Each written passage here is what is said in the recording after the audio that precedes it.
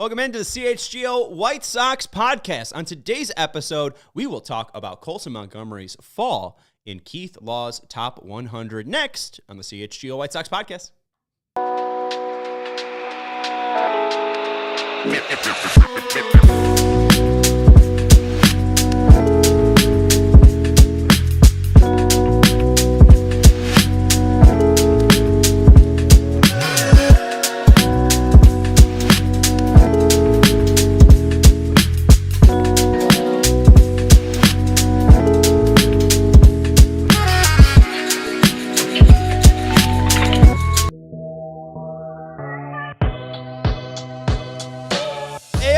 Into the CHGO White Sox.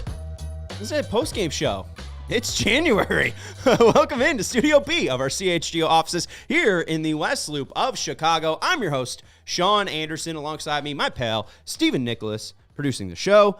Stephen, you excited to talk about White Sox? Oh, always. Are you kidding? Always. So much to talk about right this time of year. You're Mr. Baseball. You love talking about baseball. If you haven't, hit the subscribe button. Make sure you're liking this video. We appreciate the support tonight. The Blackhawks, I believe, take on the Tampa Bay Lightning. So make sure you're subscribing to the CHGO Sports YouTube channel so you don't miss out on any of our great coverage. We had a Bear show earlier today. We got a Bull show at 5:30. We had a Cubs show earlier today. We have coverage for each and every one of your Chicago teams. So stick with us here at CHGO. On today's show, we'll be talking about Colson Montgomery and his fall off of Keith Law's top 100 prospects. Keith Law also had a little bit of a Q&A where he answered why Colson fell. So we'll talk about all of that here on today's 30-minute show. There'll be a show on Thursday. So if you are looking for a show tomorrow, there is not one.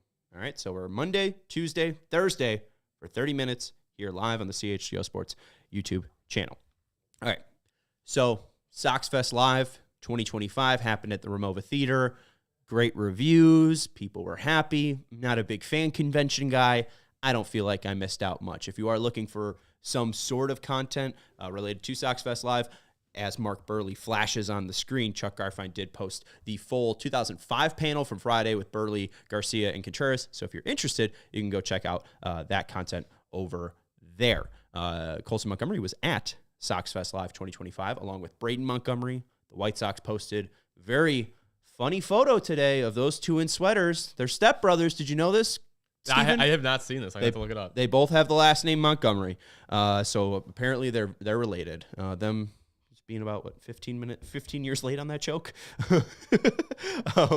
It's funny. It's a good time. We could call them stepbrothers. I guess the concern is, will Colson Montgomery even make it to major leagues? And will he even be on the major league team once Braden Montgomery gets there? Will they even play together?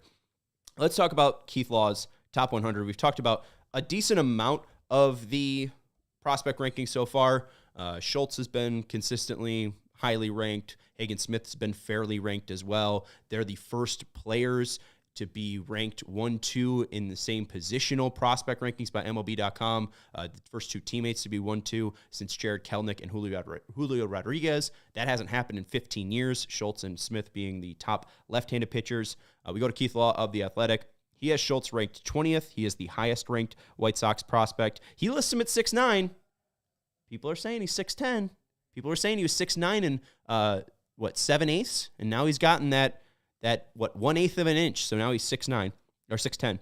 Then you have Kyle Teal at 37, who they just acquired in the Crochet trade at 38. You got Braden Montgomery, and then you also have Hagen Smith at 49. And Edgar Carroll pops in at 53 as well. So they got 5 top 100 prospects. Carroll, who is not on Baseball Prospectus top 100 at all, is Keith Law's 53rd prospect.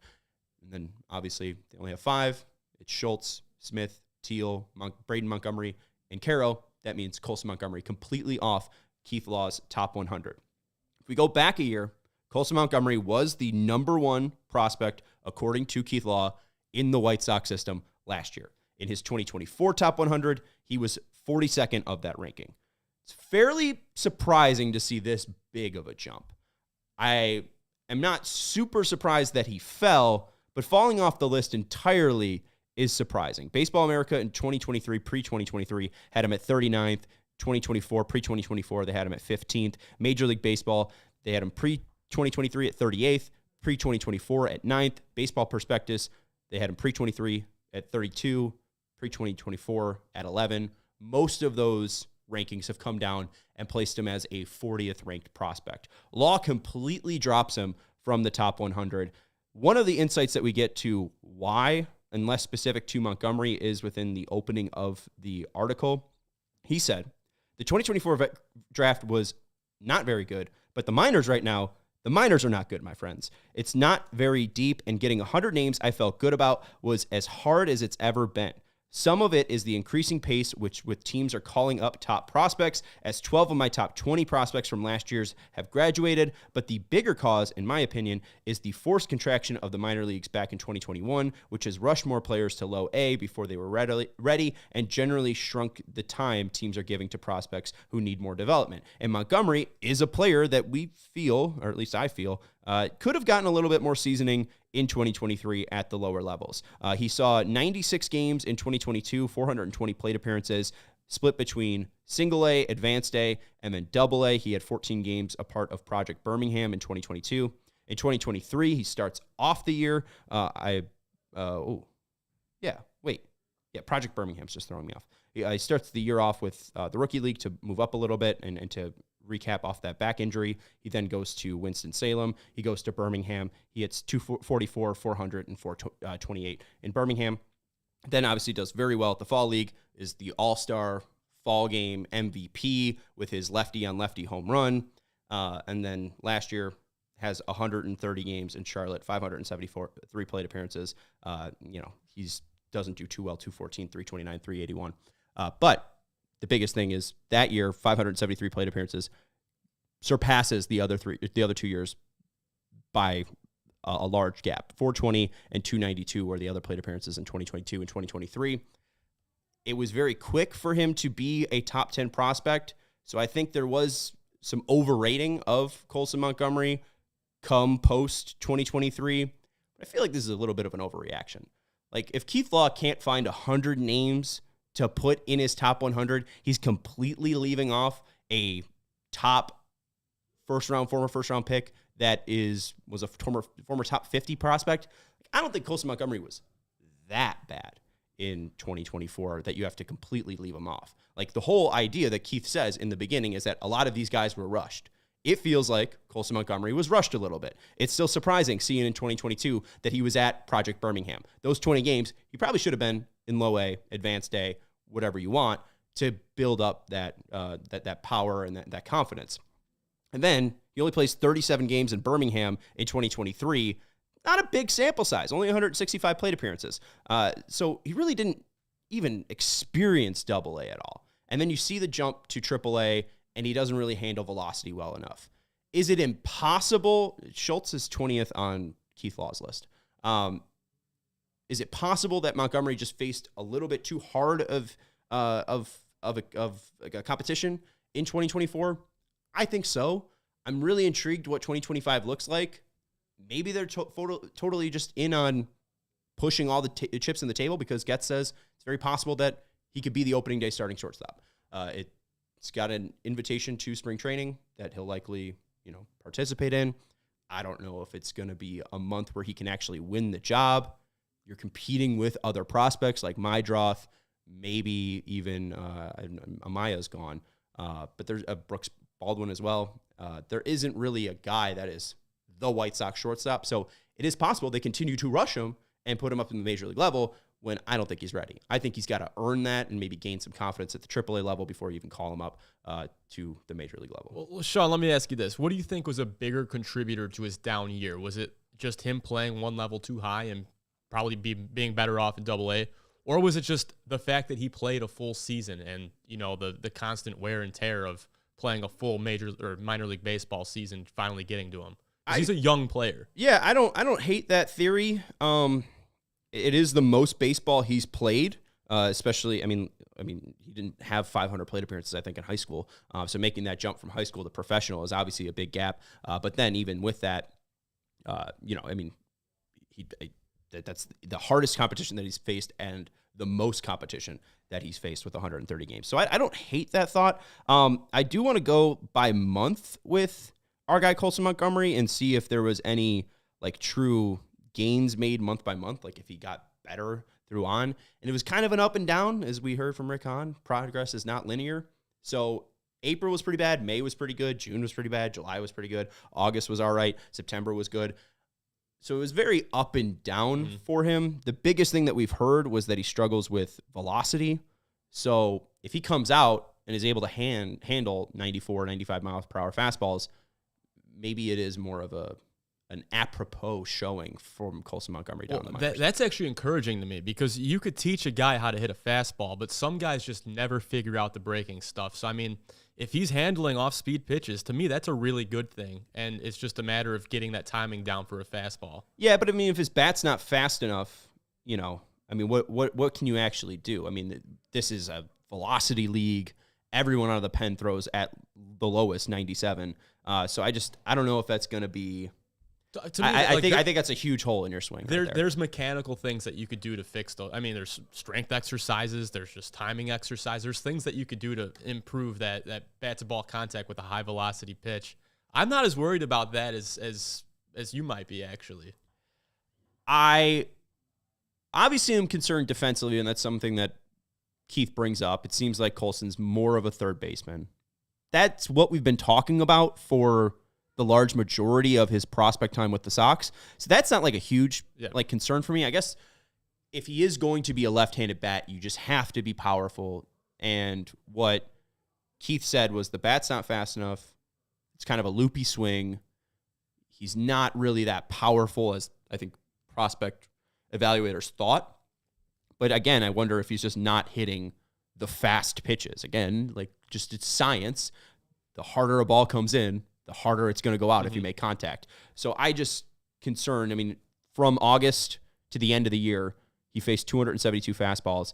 He had an average exit velocity of 83 miles per hour on those fastballs. Yeah. And everything else is like 85, 89, like on those sliders, curveball, changeups. So I don't know if he can make enough contact with a four-seam fastball, which is extremely concerning. Yeah, but going back to a point you mentioned just a minute ago, I want to go back to that because, you know, coming out of high school, that's what we heard about Colson Montgomery was, he might be a third baseman long term. I look at his height, he's 6'3". I mean, where do you think his future project is? Is it going to be a shortstop? Could he stick around there? Or do you kind of tend to agree with Keith Law that he might just be a third baseman long term? I mean, the Sox suck so much that there's no one, respectfully. I mean, they lost 121 games. I saw, yeah. I don't think there's a reason to not play him at shortstop. Like, who else is going to play there? Yeah. So I think for 2025, especially with the lack of true vision with this team, I think he'll play shortstop. Like, they could just have him have a horrible year at shortstop and just prove that he's not going to be a shortstop. And then by 26, you know, once they figure out Vargas and Ramos, then they can move him to third base. Because that's another thing. Ramos and Vargas need to prove that they're major league players. And if not, then that just makes it a lot easier because then you can have pretty much a platoon. Yeah, and we saw the cup of coffee for Ramos already. And like, did it go well? We know the bat plays there. You know, he's got the power. It's just you're gonna put it together and do it consistently. Yeah. For Colson, he saw 2,341 pitches from August to the end of the year in AAA. He had 5 barrels. That's 0.2%. So that's just something too. Is like he did okay, but he wasn't really just pounding baseballs. He had 25 total barrels that 2,000 number is for the entire year. So that's my bad on that. That was not from August to that year. But only 5 barrels from August to September, 25 total. And the other thing too, like if we're looking at actual quality of contact, 106.5 miles per hour on barrels, which is pretty low.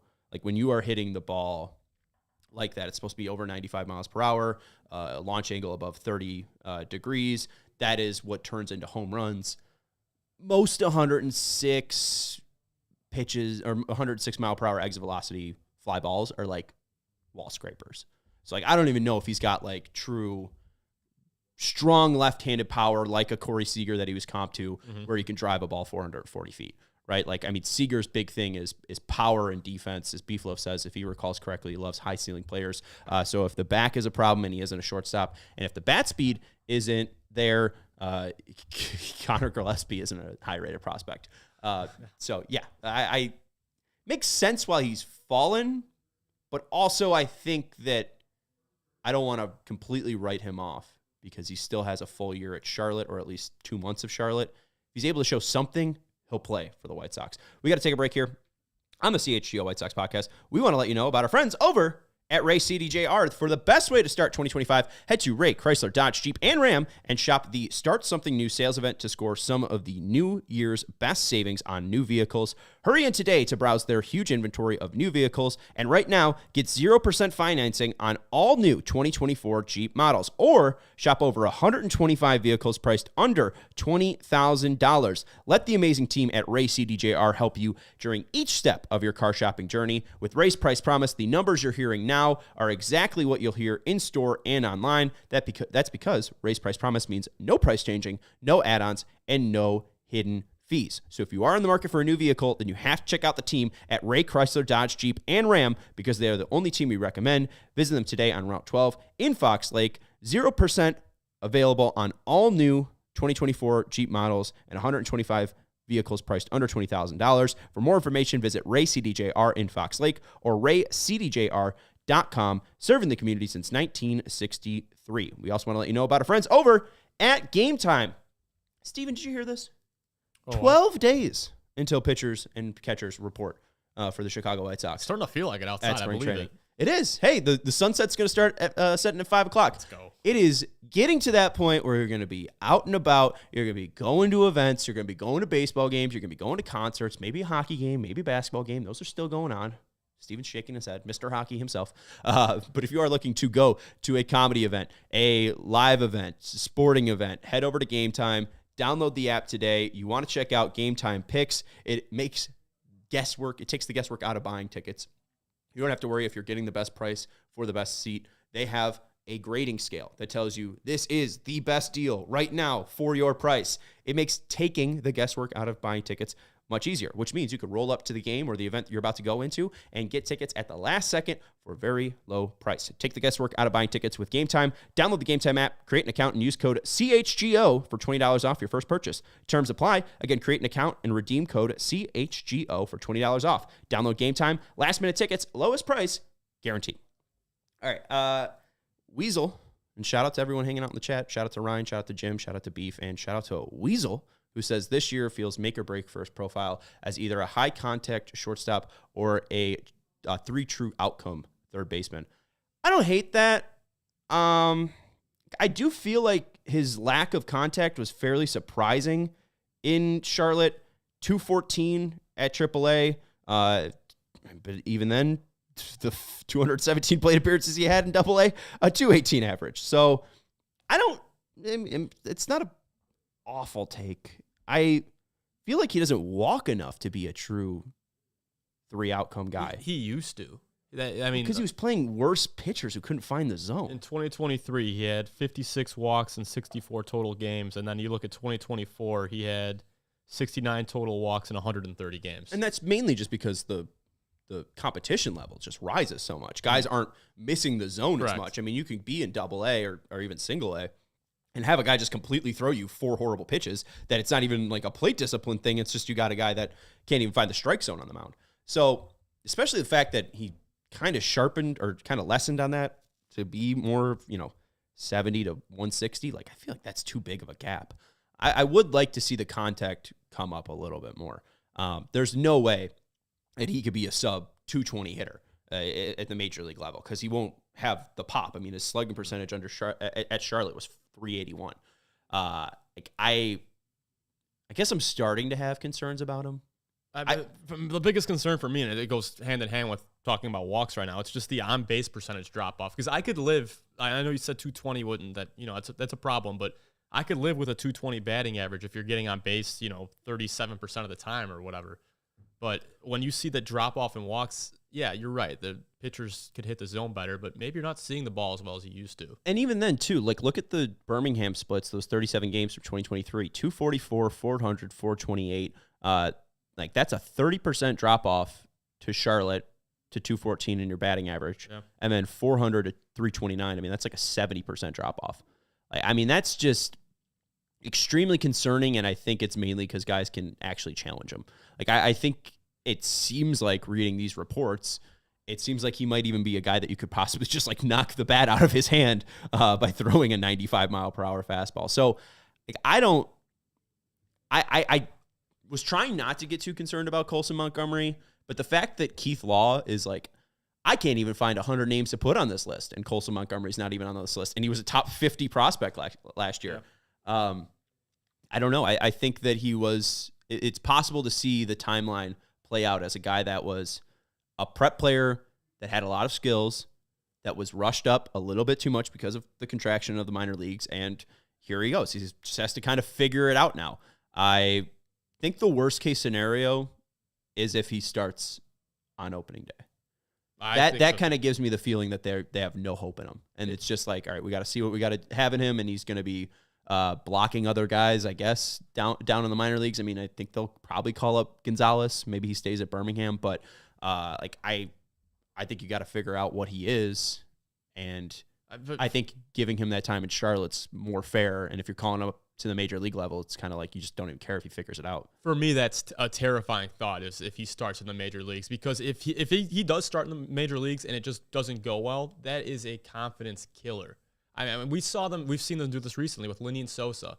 Lenyn Sosa was crushing minor league pitching. They had a way too aggressive advancement all the way to the major leagues for him. And let's call it what it is. He hasn't looked the same since. Yeah. Like, at any level. No. I mean, his confidence was crushed. Some people were bringing up the fall league stuff. Melissa's bringing it up. The fall league was promising. It is 313, 511, 656 slugging percentage. Bye, Jim. Jim Cook, who is in the chat, wanted to come over and physically say bye to me. Thank you, Jim. I'm not doing a show. But the 20 games in 2023, 244, 300, 415, that's at Arizona Fall League, 20 games. The next year, 11 games, 313, 511 on base percentage, and then 656 slugging percentage. I think the biggest thing, at least when we're talking about strike zone or swing and miss and walk rates, like that's something that is big. A year-to-year difference in the Fall League. 6 walks to 27 strikeouts in 2023, 10 walks to 6 strikeouts in 2024. But again, especially with the lack of true pitching, like how good is the Arizona Fall League? How good are these players with their command? And I think from what we know, especially with Grant Taylor's appearance in Arizona Fall League, it's more to get guys that maybe didn't get a ton of work in the regular season to get some more work in the Fall League, right? So I don't know. I have concerns over Colson. I think he is still a top 100 prospect, but it's concerning. What Chris Getz had to say at SoxFest: we expect to see Colson playing shortstop for the White Sox this year at some point. He's a guy that has continued to improve defensively. What he did in August and September and the Fall League, he made some real material changes to cover certain pitches and get back to the player that we had seen throughout the minor leagues. Again, I feel like that's him selling you a bale of, what's it called? A bill of goods? Is that what I'm talking about? Yeah. Like, yes, let's take out the Fall League because the numbers are dominant. But if you go August to September, he hit 226, 332, and 399. And the strikeouts were still 53 to 21. And when we go to the actual like hit data on what he does from August to September, the biggest concern is him versus velocity. And as we said, he wasn't able to hit velocity. So even the point he made about defensively, he still had 19 errors last year. That's in 125 games at shortstop. I'm not counting Fall League. I'm just talking about AAA. Like, man, that's hardly encouraging. Mm-hmm. Well, and I think the biggest thing too is like, I don't think we've gotten enough reports on his actual defense. Like, I don't think I've been able to read a report outside of Keith saying he struggles defensively. Like, I would like to see, is it him going to his left? Is it him going to his right? Is it an arm issue? Like, if it's just more of reading and reacting, maybe that just comes with experience. But if he can't even throw it over to first base, maybe that's the biggest concern there.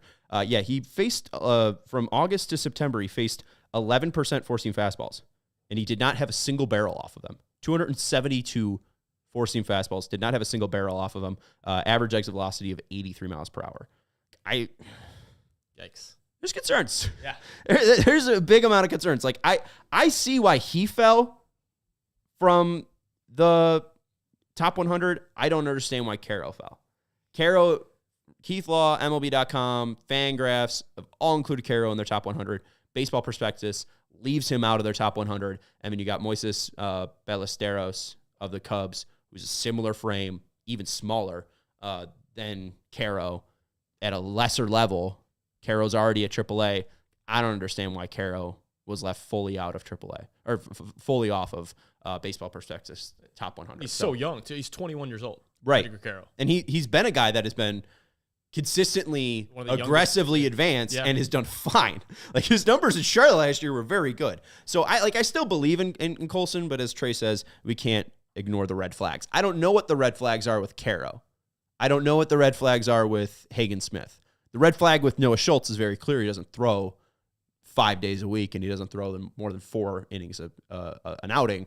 But obviously, we kind of want to let him prove that he can just build upon that. He is so young. With Colson, the red flags are growing. The sirens are going off. Can this kid hit a fastball? Like I'd love that. And even here, 136 pitches from August to September. Fastballs in the zone. 82.5 mile per hour exit velocity. You can't hit 4-seam fastballs. And that's like the pitch in Major League Baseball. I know Craig Breslow is like, we're going to completely ban Boston Red Sox players from throwing a 4-seam fastball, but he's not playing the Boston Red Sox every time. And even then, I think pitchers can just look at him and say, hey, I could just throw this kid 3 4-seam fastballs and see if he can knock the ball out of the park. Dan says if his arm was a problem, he'd be talked about moving to second instead of third. Yes, and that's fair, Dan. It does seem like it's more of a mobility issue. It does feel like it's more of an athleticism issue. Is he athletic enough to play the rangy position of defense? But, like, I mean, if he's moved to second, like, could he provide an interesting profile of power? Yeah. I don't know. Like, what I would just love the first 2 months of the year, him come out and hit like 300.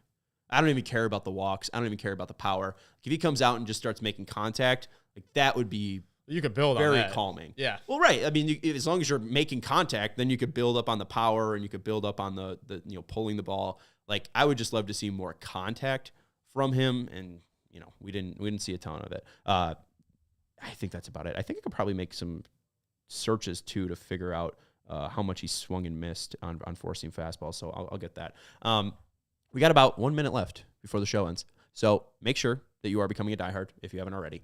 You get access to our diehard Discord channel. You get to chat with us about White Sox news whenever it happens.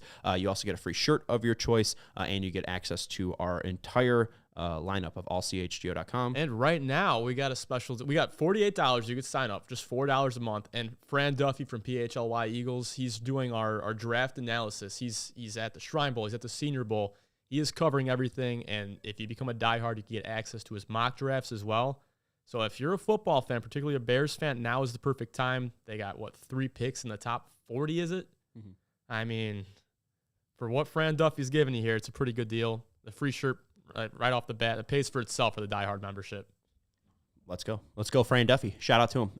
We're about to end the show. Hit that thumbs up button. Make sure you're subscribing to the CHGO Sports YouTube channel to give you some final info on Colson Montgomery. The biggest thing that is concerning from April to the end of the year, 413 fastballs, a 28.6% whiff percentage. Against slider, 11.3% whiff percentage. Sinkers, 12.6%. Cutter, 11.2%. Changeup, 16.7%. Curveball, 17.8%. Sweeper, 25%, but he only faced 36 of them, so it's a pretty low sample size. The fact that it's 413 pitches, a 28% whiff rate, that's not a major league player.